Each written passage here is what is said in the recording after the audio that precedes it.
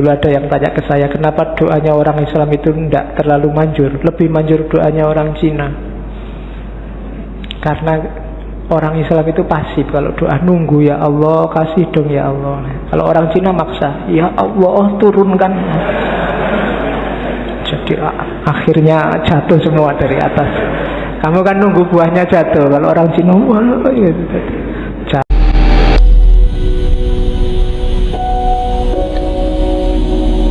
Assalamualaikum warahmatullahi wabarakatuh.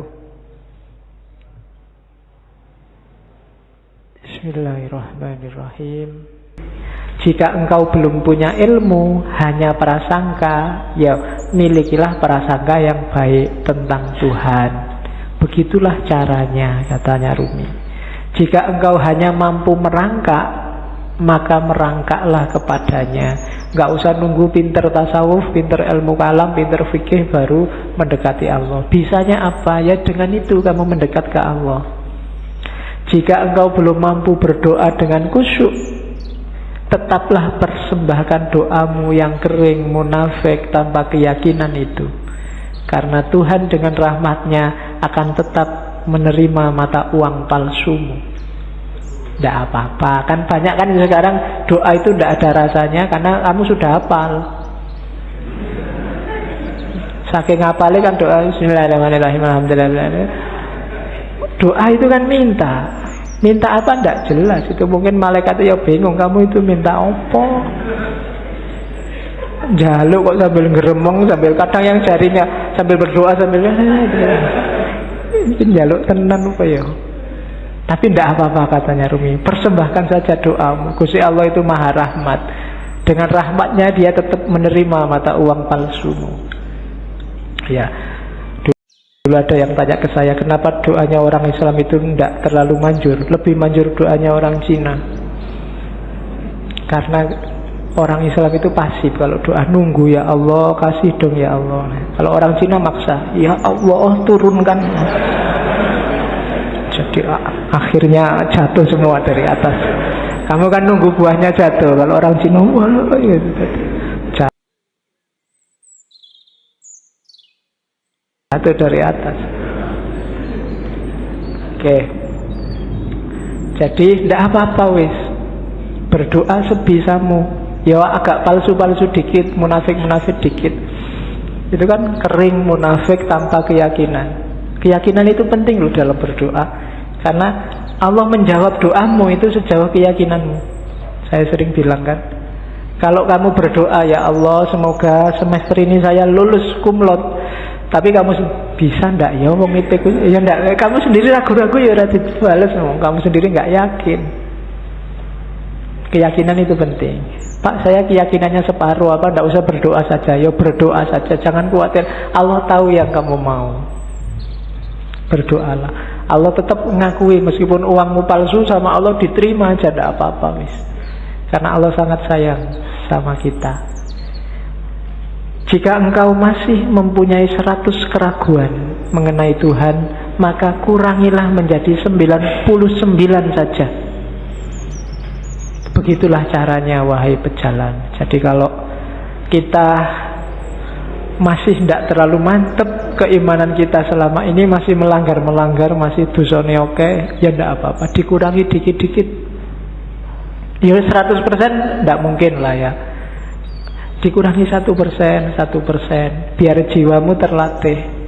Kalau langsung dibuang semua, insya Allah gagal. Ya, saya langsung ingin ikhlas lillahi ta'ala, tidak ngejar surga Pak, saya tidak iso. Harus pelan-pelan. Terus biarpun telah 100 kali engkau ingkar janji, ayolah datanglah lagi. Gak usah malu-malu, Pak dosa saya banyak Pak, saya harus datang lagi. Enggak Pak, datang lagi aja. Allah tidak akan nolak, tidak ada kata terlambat. Jadi tempuhlah jalan itu. Pak itu dhuwur banget ya Pak teorinya Pak, tinggi sekali apa ya? Saya bisa Pak, bisa, pelan-pelan, sedikit-sedikit, biar ilaihi roji'unnya sempurna. Eman-eman, kalau nanti kamu tidak, nafasnya tidak mutmainnah. Dilatih pelan-pelan. Pak, saya itu susah ikhlas Pak. Kalau sedekah mesti pamrih Pak. Ya sementara pamrih dulu tidak apa-apa, tapi tetap sedekah. Nanti lama-lama latihan. Oke, jadi tempuhlah jalan itu. Jangan ragu-ragu. Jangan nunggu. Biasanya kelemahan yang muda-muda kayak teman-teman nunggu nanti besok kalau tua. Ya, kalau yang zaman muda ndak, yang tua kelihatannya lebih berat. Memulai dari tua itu susah. Karena orang yang sudah tua itu biasanya sudah keras cara berpikirnya. Kalau bahasa psikologinya sudah jadi, dia sudah mature, sudah mateng. Barang mateng itu satu-satunya yang bisa dilakukan adalah mempertahankan kematangan atau bosok. Apa bosok Indonesia bosok itu? Iya, busuk.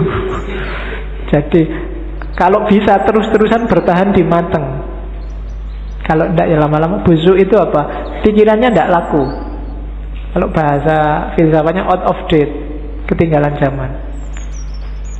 Dirubah susah. Makanya kadang-kadang orang itu sudah tua, umur 30 kok tidak kawin-kawin, itu biasanya malah susah, malah lama. Terlanjur matang. Iya. Peribahasanya kan begitu. Jodoh di tangan Tuhan, tapi umur 30 tahun ke atas Tuhan lepas tangan. Suruh nyari sendiri. Sudah capek Tuhan, nunggu sampai umur 30 kok nggak kawin-kawin. Oke. Terus yuk kita mulai cinta. Panjang ya pengantarnya sebelum cinta. Yang pertama tentang cinta sekarang. Katanya Rumi, cinta itu sifatnya universal. Karakter yang dimiliki semua orang, agama apapun, dari budaya apapun. Tidak ada agama, tidak ada budaya, tidak ada peradaban yang tidak menganggap cinta itu luhur dan baik. Semua menganggap cinta itu luhur dan baik. Jadi itu rumus pertama. Kamu mencintai itu tidak ada orang menganggap kamu jelek apapun, kecuali yang duniawi. Jadi cinta ini perasaan yang universal. Yang kedua, cinta itu obat. Obat dari kesombongan, obat dari kelemahan, obat dari duka cita. Mengingatkan yang minggu-minggu lalu ya. Jadi cinta itu kan ketika orang berhubungan dengan sesuatu tapi dia tidak memiliki pamrih apapun selain untuk yang dicintai. Ibu ke anak, orang tua ke anak, mungkin kamu dengan sahabatmu, ketika nggak nuntut apa-apa, kepingin yang kamu cintai ini bahagia, baik, unggul, dan bila perlu kamu berkorban demi kebahagiaannya, demi kebaikannya. Tidak usah ada balasan apa-apa. Kan itu kemarin definisinya cinta. Nah, cinta yang kayak gini, ini melatih jiwa. Yang pertama apa? Jiwa jadi nggak sombong. Jiwa pecinta itu jiwa yang rendah hati. Kenapa? Dia tidak mikir dirinya. Kok kamu merasa pecinta tapi masih sombong? Belum berarti. Perlu latihan lagi. Dan pecinta pasti kuat. Ya kan?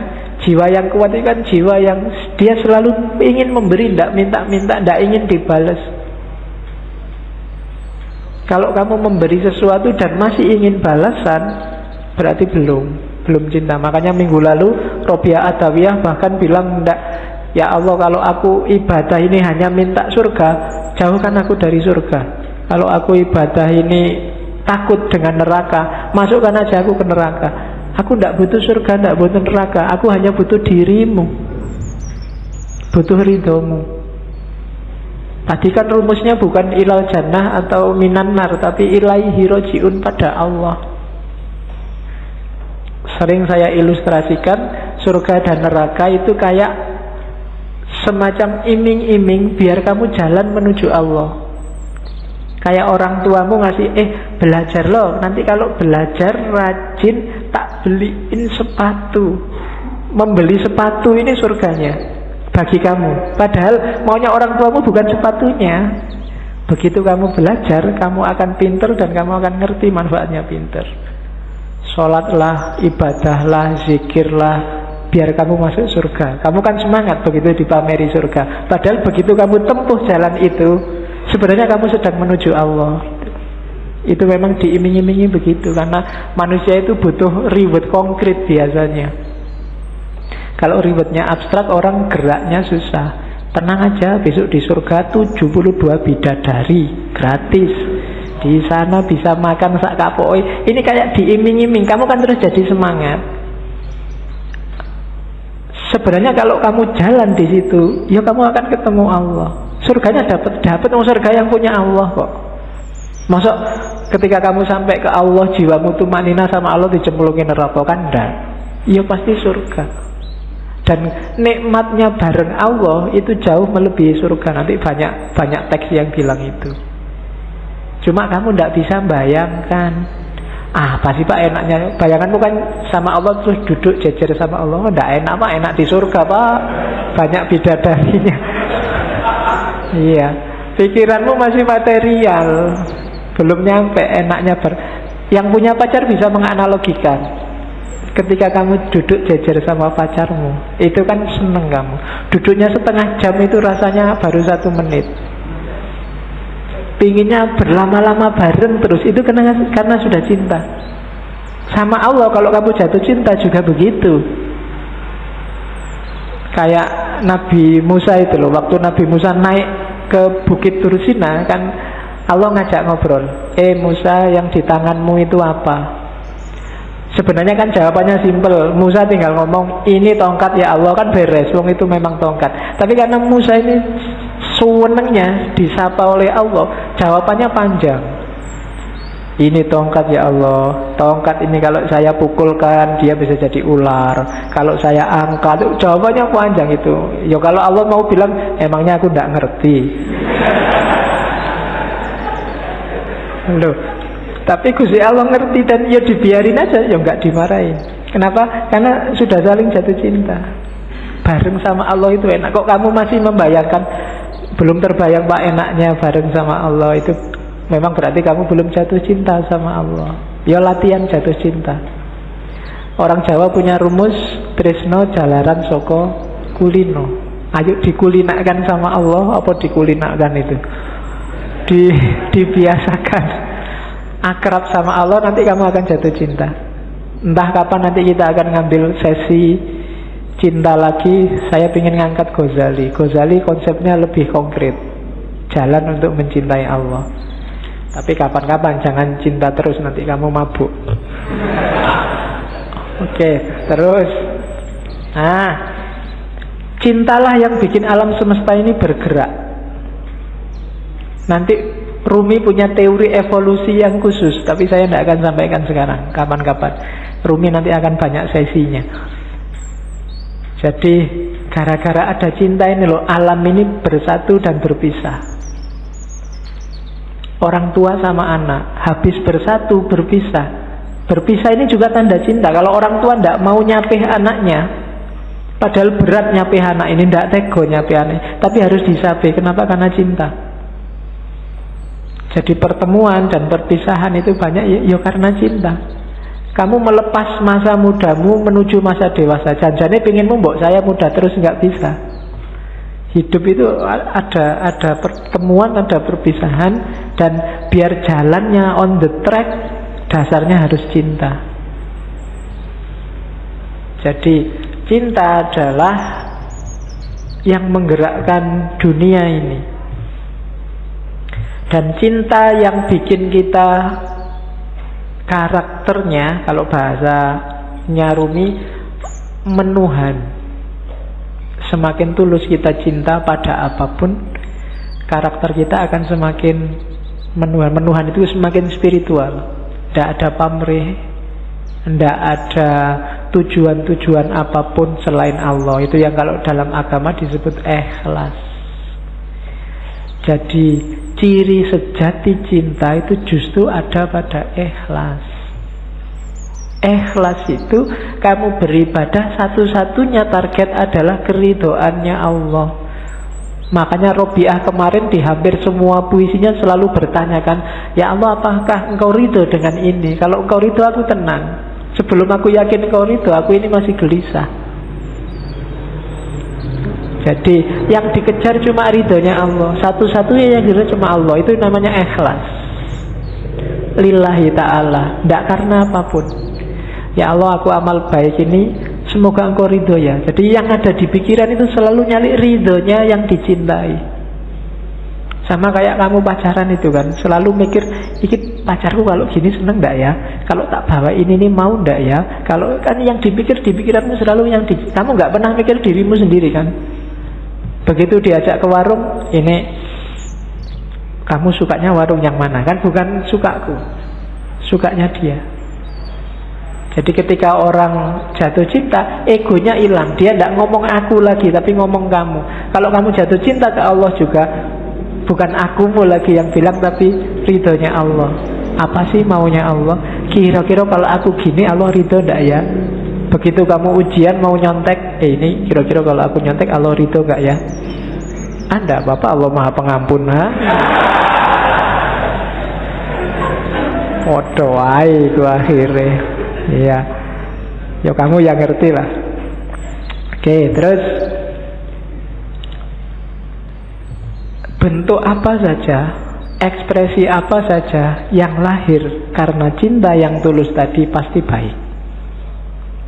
Tidak mungkin tidak. Tidak mungkin mencelakakan. Kalau ada yang mencelakakan, berarti itu belum cinta dan pasti bukan cinta. Kalau dasarnya cinta, apapun yang keluar pasti baik. Dan yang kedua, cinta bukan suka, bukan duka. Kayak Robiah kemarin, tidak peduli hukuman. Cinta itu yang ada hanya ego yang lenyap, yang dipikir hanya dia. Terus, nah, cuma katanya Rumi, jangan ditanya apa definisinya cinta. Seseorang bertanya, apa itu cinta? Aku jawab, jangan tanya tentang maknanya. Kalau engkau sudah menjadi seperti aku, maka engkau akan tahu. Nulisnya salah itu. Saat cinta memanggilmu, engkau akan berkisah tentang itu. Jadi cinta itu penting, modus paling penting dalam hidup ini. Dan gak usah kamu terlalu capek mendefinisikan, membahas, mengkaji apa itu cinta. Jalani saja. Gak usah kamu tanya, Pak, definisinya cinta apa? Ciri-cirinya apa? Jenis-jenisnya apa saja? Itu tidak terlalu penting, katanya Rumi. Yang penting apa? Jalani saja, nanti engkau paham. Kamu gak perlu ke perpus nyari teori pacaran yang baik, cara menarik lawan jenis, cara gak penting. Terus langsung pacaran kamu akan ngerti. Oh gitu tuh pacaran itu. Oh gini tuh kawin itu kan gitu. Kamu berteori macam-macam kesuwen. Kamu nyari terlalu banyak referensi, tidak penting. Jalani saja, kamu akan ngerti. Wong ini dunia rasa. Kalau rasa itu kan ya tidak bisa dijelaskan. Rasa pedes adalah rasa. Susah kan menjelaskannya. Wong rasa, nggak bisa dijelaskan. Sama kayak cinta. Ya perkawinan itu kan juga banyak urusan rasa. Kawinnya sendiri itu kan intinya rasa. Kamu nyari penjelasan, Pak, saya belum kawin sih Pak, kira-kira kawin itu rasanya gimana Pak ya? Tidak bisa, ya kawin nanti kamu ngerti. Mbok kamu nonton sekian puluh video tetap nggak bisa. Harus dirasakan. Teorimu tidak ada gunanya. Rasa dewe baru ngerti. Oke, terus ya, ini juga sama. Katanya Rumi, sekalipun cinta telah kuuraikan dan kujelaskan panjang lebar. Ini syair ini diterjemahkan Abdul Hadi WM dan kelihatannya dipakai di film Ketika Cinta Bertasbih dulu. Namun jika cintaku datangi, aku jadi malu pada keteranganku sendiri. Meskipun lidahku telah mampu menguraikan dengan terang, namun tanpa lidah, cinta ternyata lebih terang. Sementara pena begitu tergesa-gesa menuliskannya. Kata-kata pecah berkeping-keping begitu sampai pada cinta. Dalam menguraikan cinta, akal terbaring tak berdaya, bagaikan keledai terbaring dalam lumpur hina. Cinta sendirilah yang menerangkan cinta dan kisah cinta. Nah, itu Rumi. Jadi orang yang bisa berpuisi seperti ini pasti ngalami. Tidak bisa enggak.